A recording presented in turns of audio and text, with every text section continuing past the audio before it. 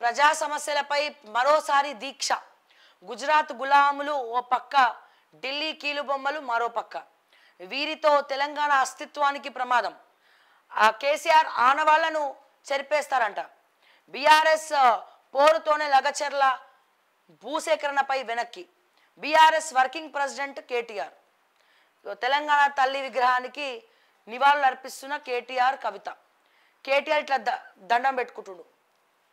అమ్మ తెలంగాణ తల్లి, నీ పేరుతో నేను చాలా డబ్బులు సంపాదించినమ్మా.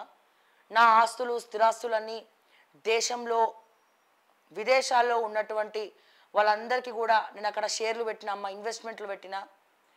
నీ పేరు చెప్పుకొనే, మా కేసీఆర్ పేరు చెప్పుకొని, మా బాపు పేరు చెప్పుకొని చేయరాని పనులన్నీ చేసిన తల్లి. ప్రజలందరూ ఇప్పటికిప్పుడు ఇవన్నీ మర్చిపోయి నన్ను ఒక సూపర్ హీరోలా, జెట్ స్పీడ్లో వచ్చే ముఖ్యమంత్రిలా నన్ను ఆశీర్వదించాలి. రాబోయే తెలంగాణ, కొత్త తెలంగాణకు నేను ఒక కొత్త ముఖ్యమంత్రిని కావాలని చెప్పి తెలంగాణ తల్లిగా ఆశీర్వదించు తల్లి. కావాలంటే ఊరూరు వాడవాడ తెలంగాణ తల్లి విగ్రహాలు పెట్టుకొని ఆ విగ్రహాల చుట్టూ బంగారు కడీలు పెడతాం తల్లి. ఆ బంగారు కడీలతో మెడలో మేము పూలమాలలు వేస్తామని చెప్పి మా కేటీఆర్ నేనే ముఖ్యమంత్రి కావాలి నెక్స్ట్. ఎట్లాగో మొన్నటిదాకా తెలంగాణ తల్లి తెలంగాణ తల్లి అని చెప్పి మీ పేరే చెప్పుకొని కూడా మేము స్కాములు చేసినామమ్మా. మా తెలంగాణ ప్రజలు ఎట్లాగో కాంగ్రెస్ గ్రాఫ్ పడిపోయింది. మరి కాంగ్రెస్ గ్రాఫ్ పడిపోయింది, మరి మేము ముఖ్యమంత్రి అవుదామంటే కేసీఆర్ గారు ముఖ్యమంత్రి అయితే బాగుంటుంది, కానీ తర్వాత నేను కూడా ముఖ్యమంత్రి కావాలి తల్లి.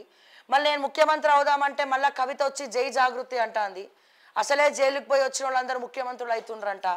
తను మొత్తం జై జాగృతి అని చెప్పి మళ్ళీ తెలంగాణ రాష్ట్రం మొత్తము పాదయాత్ర చేస్తారు తల్లి.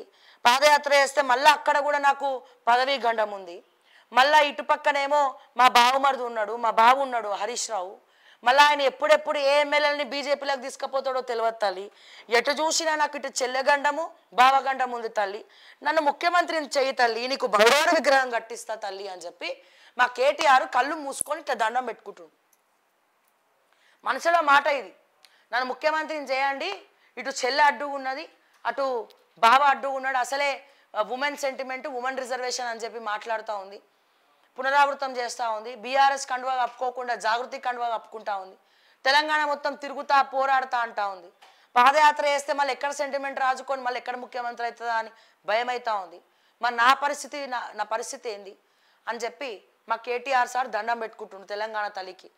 సార్ కష్టాలు అనేవి అందరికి వస్తాయి, ఒడిదుడుకులు అనేవి అందరికి వస్తాయి, సర్వసాధారణం. డబ్బు ఉన్నోళ్ళకి కష్టాలు వస్తాయి, డబ్బు లేని వాళ్ళకి కూడా వస్తాయి సార్.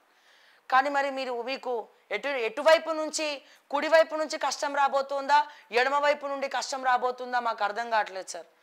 అసలే కేసీఆర్కి కవిత అంటే చాలా ప్రేమ. మళ్ళీ ఆ ప్రేమతోటి మరి ఏమో గుర్రం ఎగరవచ్చు సార్, లేకపోతే కింద పడిపోవచ్చు సార్. మరి చూసుకోండి మరి ఏందో ఈ పదవీ గండం ఏందో మరి ఏందో ఒక్కసారి మీరు చూసుకోవాలి. బస్సు తప్ప అంతా తుస్సే. ఉద్యమకారులపై తుపాకీ ఎక్కుపెట్టిన చరిత్ర రేవంత్ది. BRS MLA Harish Rao. Chalmeda MNR కాలేజీల ఆస్తులు అటాచ్. 5.34 కోట్ల ప్రాపర్టీ సీజ్ చేసిన ఈడీ. పీజీ సీట్లు బ్లాక్ చేసి అవకతవకలకు పాల్పడినందుకు ఇప్పటికే మల్లారెడ్డి మెడికల్ కాలేజ్ ఆస్తులు స్వాధీనం. 3 ఇంతలు ఫీజు అధికంగా వసూలు చేశారని తనిఖీల్లో గుర్తింపు. ఏ హయాంలో చేసిండ్రు? బీఆర్ఎస్ హయాంలో చేసిండ్రు. దొరికిందంతా దోచుకో, ఉన్నదంతా దాచుకో. దొరికిందంతా దోచుకో, మళ్ళీ ఏమో వీళ్ళు నీతి సూక్తాలు చెప్తారు. మా బీఆర్ఎస్ పార్టీ బ్యాచ్ అంతా, అందరిని అంటలేను కొంతమంది అంటున్నా, నీతి సూక్తలు. అరే మేము ఏ స్కామ్లో చేయలే, మేము గ్రేటు, మేము తోపులం, మేము డెవలప్ చేసినాం, అది చేసినాం, ఇది చేసినాం అని చెప్పి మాట్లాడుకుంటూ ఉంటారు. మరి మీ మల్లారెడ్డి గారు మేనేజ్మెంట్ కోటాలో 3 ఇంతల పైసలు తీసుకుంటుంటే ఏం చేసిరండి? మీరు నిద్రపోయినరా? మరి ఎందుకు అడగలేదు? మీ గవర్నమెంట్లో ఉన్నారనా? మరి పల్లా రాజేశ్వర్ రెడ్డి సంగతి ఏంది? యూనివర్సిటీలు ఎన్ని కోట్లకు అమ్ముడుపోయి యూనివర్సిటీలు ఇచ్చినారు? యూనివర్సిటీలు చేసే అర్హత లేనటువంటి కాలేజీలకు కూడా మీరు యూనివర్సిటీలను చేసినారు. సమాధానం చెప్పాలి దయచేసి. అట్లాగే మాజీ మంత్రి సబితమ్మ కూడా చెప్పాలి, విద్యాశాఖ మంత్రిగా ఉన్నారు. మరి వీళ్ళ కాలేజీల మేనేజ్మెంట్ కోటాలు తీసుకుంటుంటే, 3 ఇంతలు తీసుకుంటుంటే రాష్ట్ర ప్రభుత్వం ఏం చర్యలు తీసుకుంది? గతంలో బీఆర్ఎస్ హయాంలో ఏం చర్యలు తీసుకుంది?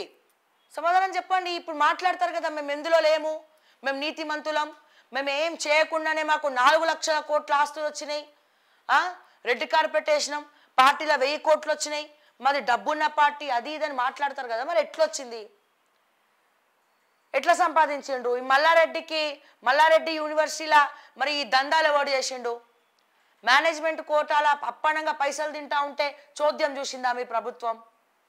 మంత్రి పదవిని అడ్డు పెట్టుకొని కంత్రి వేషాలు వేసిండ్రా అనే 1,00,000 డౌట్లు వస్తాయి. మరి సమాధానం చెప్పండి దీనికి కూడా. కేటీఆర్కు మతి స్థిమితం లేదు, ఆయన మానసిక వైద్యుడికి చూపించుకోవాలి. వాంకిడి ఘటనను రాజకీయం చేస్తూ సైకోరావు లబ్ధి. గురుకులాల్లో ఆర్ఎస్ ప్రవీణ్ కుమార్ మాఫియా, వారి వల్లే ఇప్పుడు ఫుడ్ పాయిజన్స్. దేవాదాయ శాఖ మంత్రి కొండా సురేఖ.